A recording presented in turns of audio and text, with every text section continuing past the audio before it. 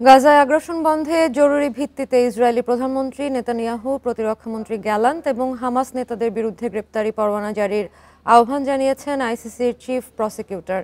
গাজার চলমান পরিস্থিতি দিন দিন ভয়াবহ রূপ নিচ্ছে উল্লেখ করে এই আহ্বান জানান করিম খান। এদিকে ইসরায়েলি আগ্রাসনে গাজায় প্রাণহানি ৪১,০০০ ছাড়িয়েছে।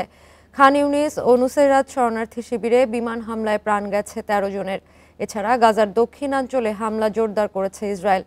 আল মাওয়াসিতে প্রাণ গেছে ১৯ জনের। এদিকে অবরুদ্ধ পশ্চিম তীরের তুলকারেমে ইসরায়েলি হামলায় এক নারী সহ ৫ জন নিহত হয়েছে।